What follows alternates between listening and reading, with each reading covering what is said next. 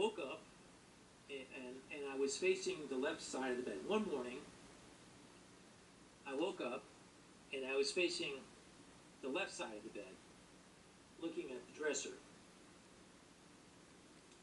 And just for a second, there was a light shining behind me. And I could just for a second see it like light, and then it shut off. And the sound that it made when the light shut off, it almost like, all I can describe is kind of like a vacuum or like absence of sound, if that makes sense. For some reason, it was that kind of a thing where, I don't know, it's hard to describe the sound that it made. But I mean, it was real to me. You know, I mean, it's like if you woke up in the morning and somebody was standing behind you shining a flashlight on you, and you could see the light in front of you, and then all of a sudden, the light just shut off. It was like that. I lay there for a second. Okay, I'm going to hear the door open any minute now, and whoever it is going to be trying to get out. Because there's a burglar here, and, you know. And I waited for a while. And I even pretended like I was asleep. You know, I just, like, closed my eyes and pretended like I was asleep in case they tried to come around the other side and look at me. That's how real it seemed. And then after a while, I heard nothing. I turned around and nobody was there. So I always stuck with my bedroom door closed, so they would have had to have opened the door to leave. So whoever was there shining the light on me, they vanished. They were there, and then they weren't. So that's something that happened when I was in that place. Well, I think I might have made a trip back home here to Tennessee. And, no, I'll take it back. When I was there in North Carolina, there was a show, I think it was called Sightings. I think Leonard Nimoy was the host, or whatever. And they had things like that, you know, alien abduction and, you know, different paranormal things like that they talked about on that show. And I actually wrote a letter. I was going to write a letter to them and tell them about what was going on with me. And that I started remembering other weird things that had happened in the past that were, you know, kind of similar to that.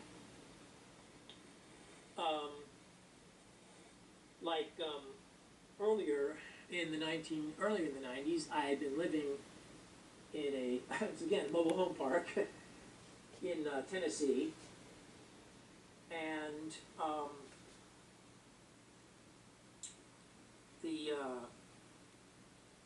in that place, I was in bed and I was watching. No, first I think I was just I was laying in bed. It was at night, and I was going to sleep, and I had this dream that something was coming up over me under the covers. It was coming up over my body under the covers, like over my chest and my stomach.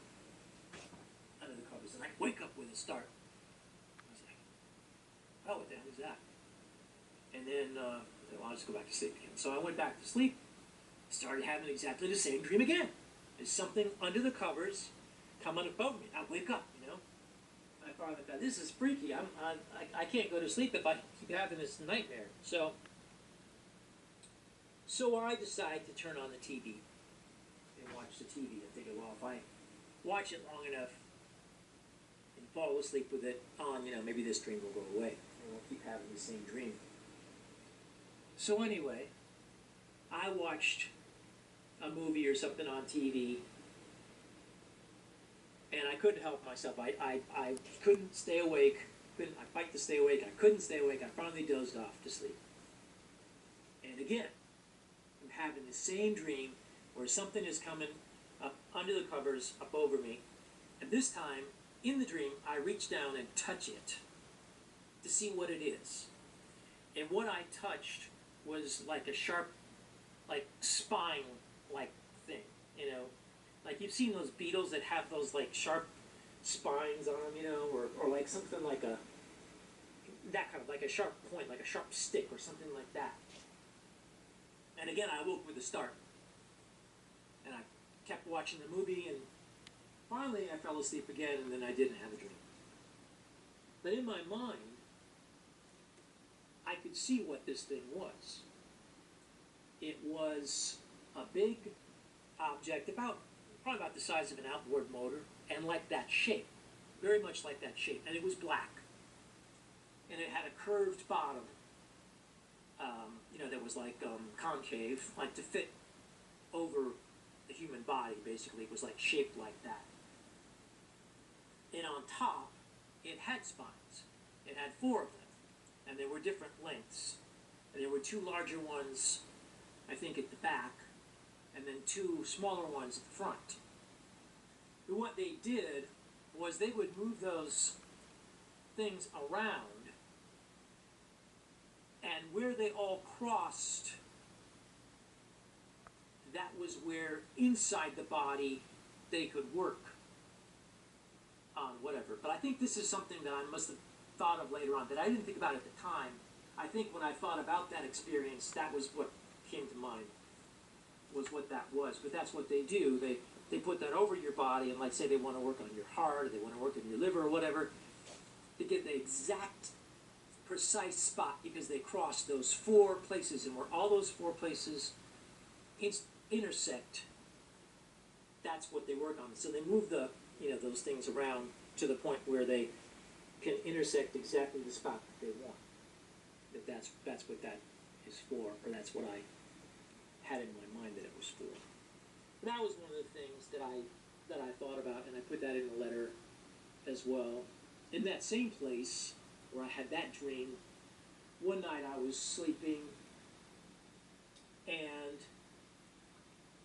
I heard a sound like loud sniffing at my on the other right side of my head as I was laying there. So I don't know if it was a mouse or a rat maybe that was coming up and sniffing me, whatever, but it was a very, very loud sniffing noise, like, you know, like that. I mean, really loud. You know, you're sleeping and all of a sudden you sense something at the right side of your head, and you hear something sniffing. So maybe it was a mouse or a rat, I don't know. It was weird anyway, but that happened in that place too. But anyway, I wrote this letter. I never sent it. I was going to send it, and then I just didn't.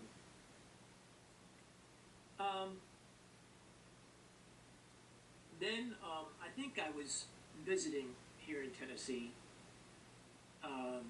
sometime in the 90s then, and they had a book. It was one of those Time Life series of like paranormal things or whatever, you know, and they had one on UFOs and alien abduction. And I was reading some of those stories, and the thing that really caught my attention more than anything that I could identify with, that really struck a nerve with me, was going in the woods and getting lost in the woods, or supposedly lost in the woods, and then having missing time, having, you know, where you thought just a little bit of time had passed, but other people were like, no, where the hell were you? You know, that kind of thing. And I'm like, yeah, that happened to me when I was a kid. That happened a couple of times. So anyway, there were some things about that. And then in the book, I think it talked about Bud Hopkins' book. I think it was called Missing Time, maybe. Yeah, I think it was called Missing Time. So anyway, I thought I'll get that book. So I got that book and I read it. And at the back of the book there was an address for the Intruders Foundation.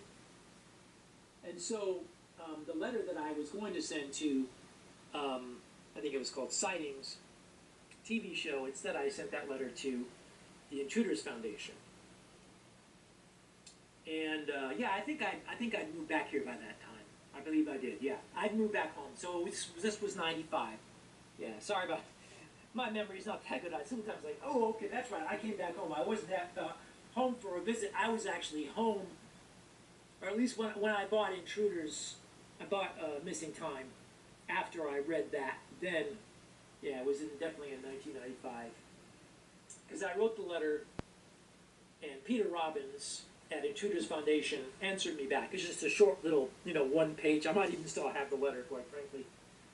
And he just gave me the contact information, contact number for Mark Davenport and Leah Haley of the Murfreesboro UFO and Paranormal Discussion Group. And so I called them, and they told me when their next meeting was and where it was, and it was at a place outside in Murfreesboro. And so I went there and talked to them, and they had some other people there. They were having their meeting or whatever. I wasn't really part of the group, so I wasn't, accepted as part of the meeting necessarily. But they gave me this little piece of paper, and some questions on it. And basically, it was, to ask me questions about my situation, to see, if they believed that I was really dealing with alien abduction, or maybe I just had a vivid imagination, which, more than one person has told me that's actually a good thing. That's not a bad thing. To have a vivid imagination is actually good. But sometimes it can, people can think things are happening, but they're really not. So anyway,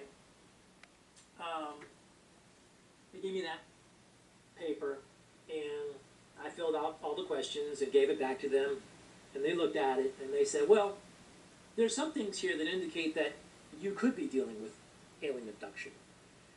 But you also, maybe you just have a vivid imagination.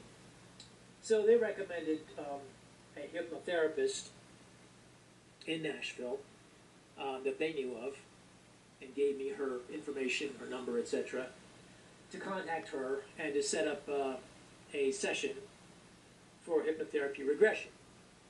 And I think that's all we're going to talk about today. And we'll talk about more later on. I will get into hypnotherapy and what was uncovered in that first hypnotherapy session, which was probably sometime in like 1995, 1996, something like that. So, this is Y Chromosom's Music. We'll talk to you all later. Bye-bye.